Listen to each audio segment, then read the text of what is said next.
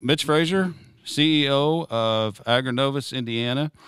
Thank you for being on our podcast. Yeah, Ryan, thanks for having me. So, yeah, here we are in front of our first live studio audience, and you have a podcast as well, and this is your first live studio audience. It is. So. What could go wrong? Right, Really? right, What could go wrong? Nothing. So we have editors in the back, so it'll be fine. That's so, good. Sal, you ready? I'm ready. You usually ask me how I'm doing today. I'm not today. Okay. I'm not. He doesn't care today, Sal. Yeah. Yep. So, Mitch, we always start these episodes with a question of the day. And your question of the day this morning is, what is your favorite purchase you've made over the last 2 years? Favorite purchase last 2 years. All right, so I'm going to go with it is a product that I have bought for myself, and then this last Christmas season bought for others. Really cool company. The company is called Flags of Valor. So it's a veteran-owned company. They make American flags, service flags, think any kind of flag, all made by veterans here in the U.S., and they're awesome. Great gifts. This year I gave, there were Christmas ornaments. So American flags with a inscription on the back of them, but a really cool company, something good to support, and looks awesome on the wall. Cool. All right. So? That's it, Ryan. We're not going to let the guests go first anymore. We always let the guests go first. Makes They always have everything better else we stuff sound- than us. It's all petty. Right. Well, I don't know how to follow that because it makes mine sound pretty petty, but I think the best thing I bought in the last couple of years was got a new backhoe, which sounds really petty following the veterans' flags, but I'm surprised I didn't drive it up here today. It is my favorite piece of equipment, and I use it for about everything. If I could drive it to work every day, I would, but it's a lot of fun. I should have had a sandbox when I was little because I didn't. Right. I like Now you construction. do. I It'd been do. cheaper right? if you'd have got it out of your system early. So mine, my wife, she'll be mad at me. She'll correct me when this airs. But so she talked me into buying a camper last year, and it was something that I was drug into a little bit apprehensive and thinking I wouldn't like it.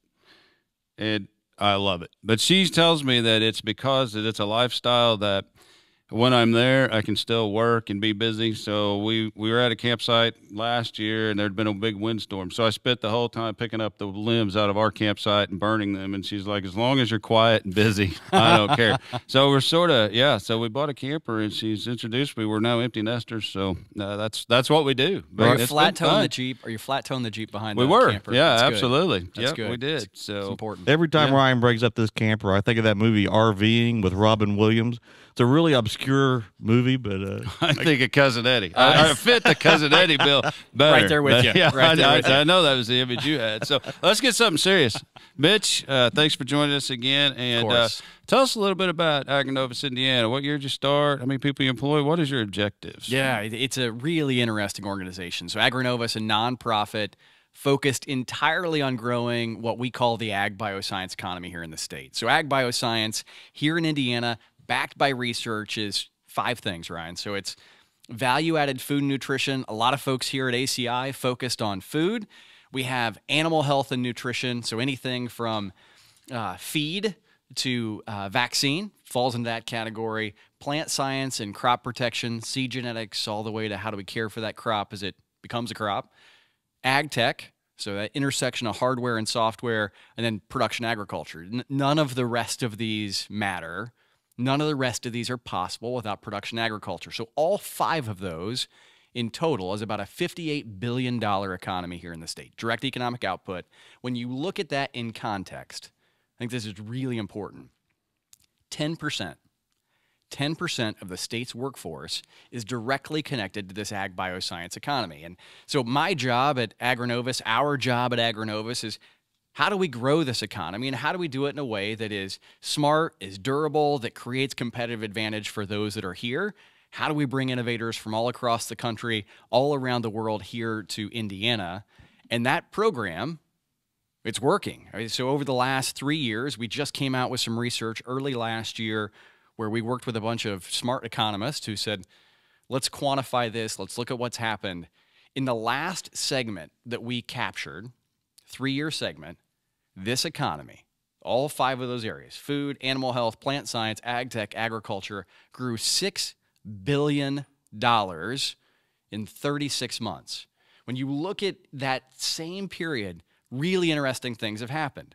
Corteva, largest pure-play ag company in the world, chooses Indianapolis for its global headquarters. Elanco, following the blockbuster acquisition of Bayer Animal Health, making them the second largest independent animal health company in the world. They had their IPO. Now they're building a new headquarters downtown Indianapolis, doing amazing work.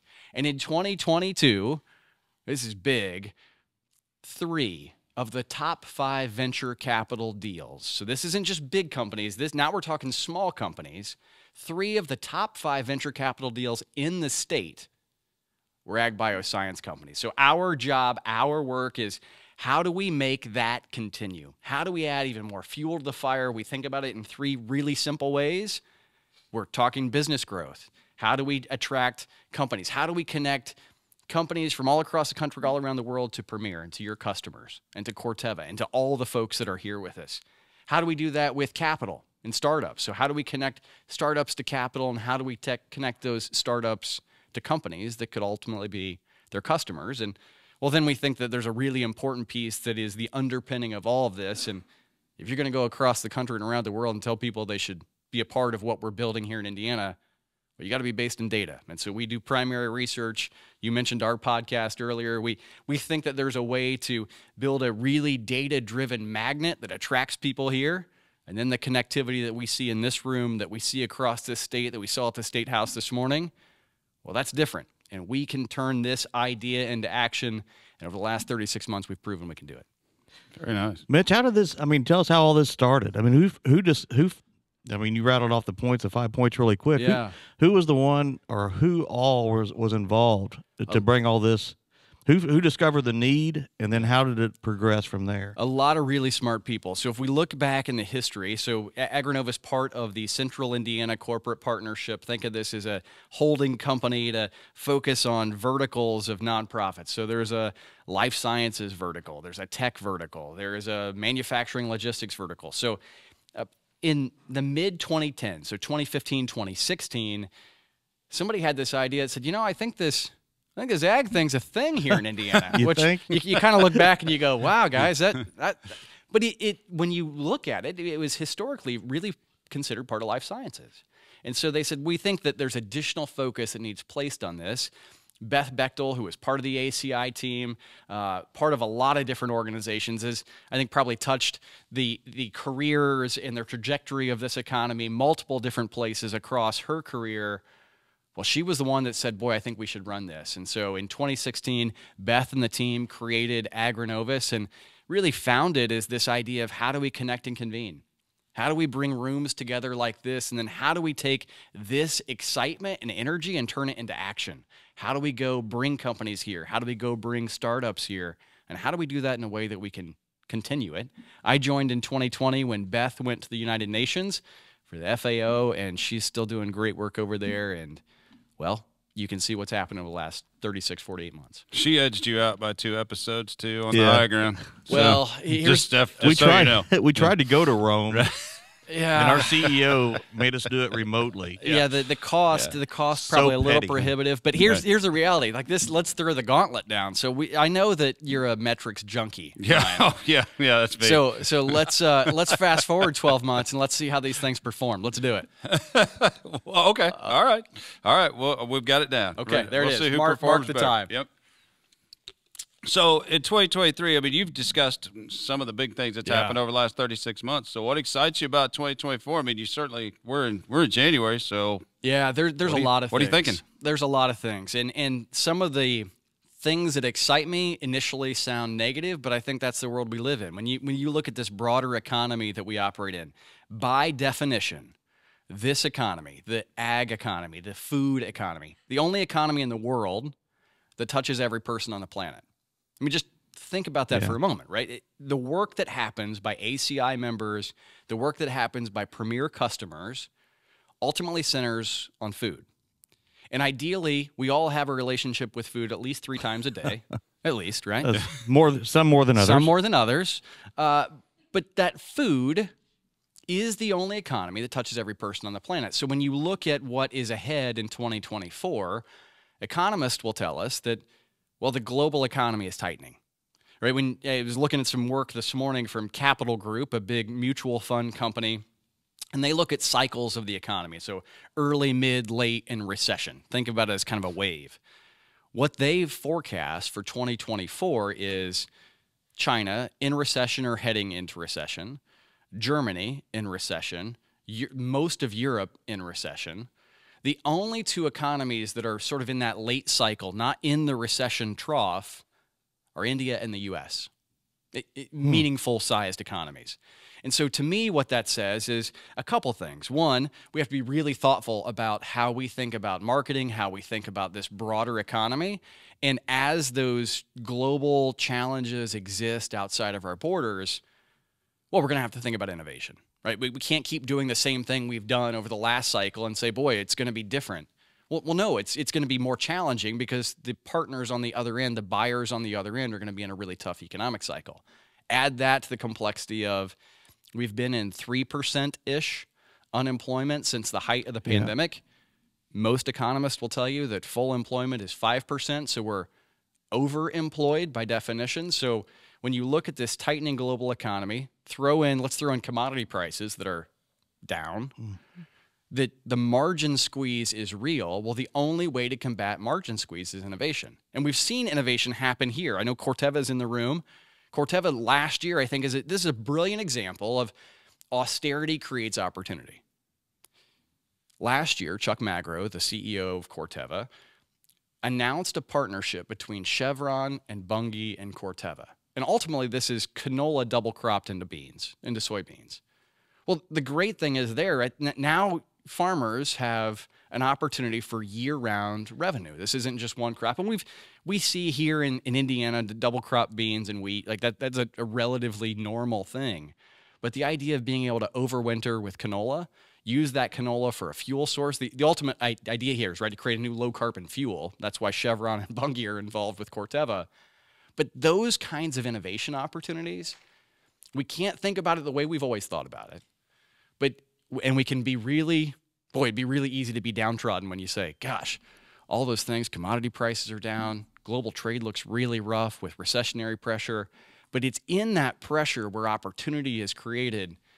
And to me, what excites me, we've got the largest pure play ag company in the world in Corteva here in Indiana, second largest independent animal health company. We have the largest producer of ag biological engineers on the planet. We have the nation's largest medical school at IU. We have the second largest health insurer in the nation. We have the most valuable human pharma company in the world here in Indianapolis. You look at that intersection, and if we agree that food is the only economy that touches every person on the planet, well, then it's people at the center of this thing.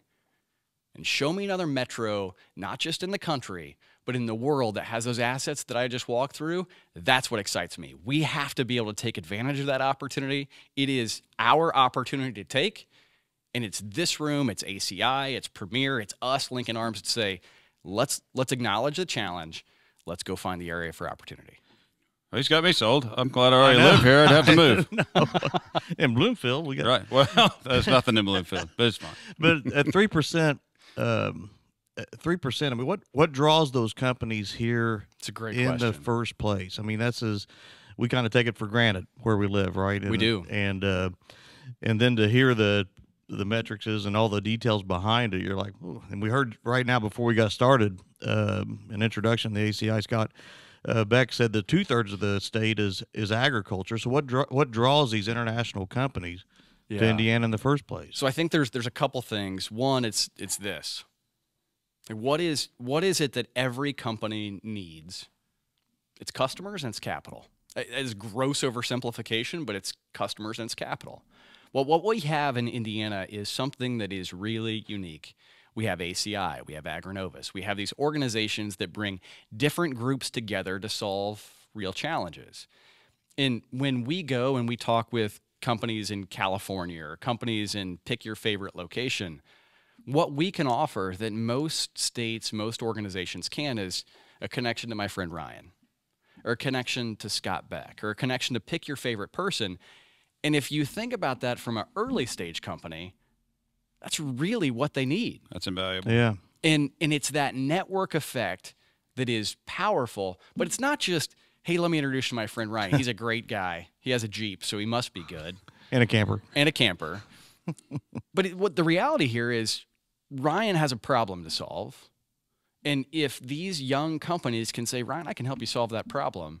Well, if we can figure that out, then the capital piece follows. And it's that connectivity that I don't see exist at scale any other place in the country. I mean, I can look at a number of projects. We work with the Indiana Economic Development Corporation, in essence, the state's Department of Commerce. We work with them closely. And over this last 3-year period that I mentioned, so since 2020, so I guess it's about 4 years now. So since June of 2020, we launched a new strategy where we organized our team. I mean, this is incredible. We've worked with companies who have committed to create more than 2,500 new jobs and invest more than $1.5 billion into their Indiana operations. And that isn't because of AgriNovus exclusively. That isn't because of this community. It's because of all of it, right? It's because we can create something here that they can't get somewhere else. And it's that connectivity and commitment to solve a problem that we can do at scale. You know, we kind of take that for granted. I showed up today, and I'm shaking hands with old friends that I haven't seen for a long time. And just it warms your heart when you see somebody you haven't seen for a year. That's exactly and with that connectivity and relationship that we just do naturally when we meet people. And I think that's a culture thing. I do. I think it's a culture thing, but I also think it's one where, you know, we're a pretty pragmatic bunch, right? Like, can you help me solve a problem? I mean, it goes back to what we were talking about earlier. What excites me about the new year? Well, the reality is we have a lot of challenge. We have a lot of challenge. I think that's a real thing. But if we can find people who agree that our challenge is the challenge and then say, hey, boy, I want to help you solve it, that's different. So your enthusiasm for Indiana agriculture is obviously contagious. I mean, you're always fired up about it. I'm pumped up. Yeah, right. I'm ready to go do something. Let's break this thing off and go do something. But so I emailed you and asked you about being a part of this, and you were returning trip from Las Vegas from the CES, and you were stoked about how much agriculture was taking front and center at the CES. So you want to go ahead and tell us what CES is and tell us what you saw out there. Give us a little idea of what you saw in Vegas. Would love to. So CES is the big consumer electronics show. It happens every year. I think this is my 4th year going to CES. And this has really become a destination for innovation. So think of the coolest car tech or truck tech that you can imagine. Think of the coolest new TV. They had a transparent TV. Yeah, it's what? Transparent. Like, I don't know why you would need that. I did see that highlighted. Yeah, so you can look out your window through your TV until you turn it on. Okay, sounds great. Somebody will pay for it. So lots of innovation happening. 10 grand, by the way. 10 grand. So. Feels perfect, like a perfect addition to the We've camera. got a coworker that'll have one of those by the end of the week, probably. Yep, probably. So when you look at CES, this has become a place to go to. And over the last 3 years, ag has taken center stage. And what I think is so interesting here, so you have, I mean, imagine this. This is Las Vegas Convention Center, plus a couple other venues across the city. There were 140,000 attendees at this show. I mean, it's just the size and scale and scope is kind of hard to imagine. And right smack in the middle of it is John Deere. Last year at CES, John Deere unveiled the new autonomous 8R tractor. Now, that comes after a couple acquisitions they've made, and we can get into that if you want to get into that. But what I think is so exciting when you see John Deere, and there were some other makes there as well. I should probably... Maybe the safe harbor is I used to be a John Deere dealer, so pretty much everything's green and yellow when I look at it. But when you look at what is there with John Deere, so John Deere is talking about artificial intelligence.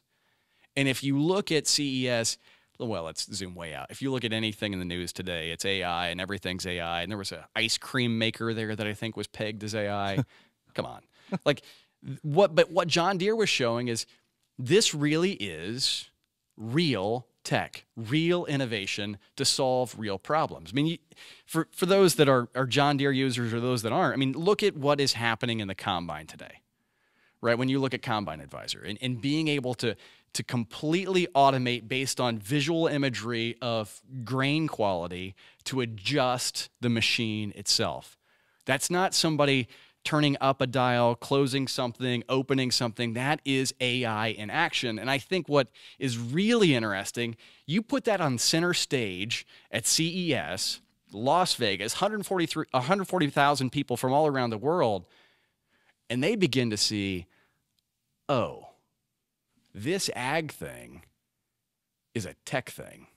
And not just that's a neat positioning, but this is real tech applied to solve real challenges in a real economy based on food, back to only economy in the world that touches every person on the planet. Now there is a global spotlight on the innovation happening in ag and what it actually takes to get that corn, that soybean, whatever it is, to your dinner plate or to your world.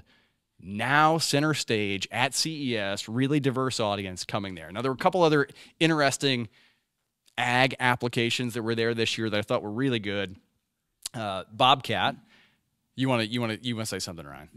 I don't. Okay. No, well, I'm good. I'll keep rolling. You keep going. I'll keep rolling because this was interesting. So Bobcat had an all-electric excavator and all-electric skid steer. Oh, this is all you, Sal. Yeah. I didn't need to say anything. This is Sal's department. I mean, so here's the piece that's interesting, right? So all-electric machinery, I think we probably all have a similar view of what that is and how it actually... Kind of like we just smelled some onions. Right. There may be some things there. And so I started to dig into with these guys. I said, well, help me understand the use case. And you can understand a use case of an excavator, an all-electric excavator in an enclosed area where they have to trench, right? Totally makes sense. But the total addressable market for an all-electric skid steer or an all-electric excavator to trench in an enclosed market, yeah, it's not a real high unit seller, I would imagine. No. But you begin to think of, okay, well, if you think noise pollution, right? So you're in a dense urban environment, and can you take out some of the sound, and can you add an hour in the morning and an hour in the evening where you normally wouldn't be allowed to operate? Okay, that becomes interesting. The same thing happens for that all-electric skid steer, right? Can you push in an enclosed environment with no emissions? Great. But if you can begin to lower noise pollution, what I walked away with is a couple things. One is, okay, this isn't a product. This isn't the product. This is part of a portfolio, right? Just like you're not going to use your backhoe on everything, although it'd be kind of fun. Well, it would be kind of fun. It'd be kind of fun. But there's lots of different ways to use this. And if we look at that as a portfolio, I mean, Jamie Hyneman, the CTO of John Deere, last year on stage at CES, I love this story. So he had a giant 8R on screen behind him. So he had the keynote at CES. And he's talking about this diversity of powertrain. So there's going to be, in the future, their view, John Deere's view at the time, and I think this still holds true, is, yeah, there's going to be internal combustion engines, and there's going to be hybrid, and there's going to be electrification, and maybe there's something else, right? It's going to be a portfolio. But he looked at that 8R tractor behind him, and I think it was doing tillage work. And he said, listen, if we were to electrify this tractor, the one right behind him, it would be 38 Tesla Model 3 batteries just to make it work. That tractor would be twice as heavy, cost 3 times as much. I mean, you begin to get context for how this is. And so it's not that it's bad or it's good. It's just, boy, that's not going to fit most applications. It's a portfolio. It's a portfolio. And that was what was fun to see at CES this year, is not was just AI in action, AI in the food system and what this ultimately meant, but this portfolio and this widening portfolio was possible. Great. Well, we're going to have to wrap, and it sounds like that maybe we're just in the first volume of multiple volumes. I hope you would be willing to come back. But as we sit here in front of this ACI membership, I think that we've painted a good picture for Indiana agriculture, and I think it's important to let this group know that they're the wheels underneath this bus, and that's the future, the present, and some of the past that has built this vehicle, and we should be proud of where we are and the business that we've all chosen to be in. So thank you very much for being here. Thank you to the Agribusiness Council of Indiana for allowing us this opportunity to be in front of your membership. And Mitch, it's always a pleasure. Oh, great to see you. Thanks for the opportunity. Absolutely. So that's another episode of The High Ground, powered by Premier Companies. Sal, thanks. Thanks, Mitch. Thanks, Ryan.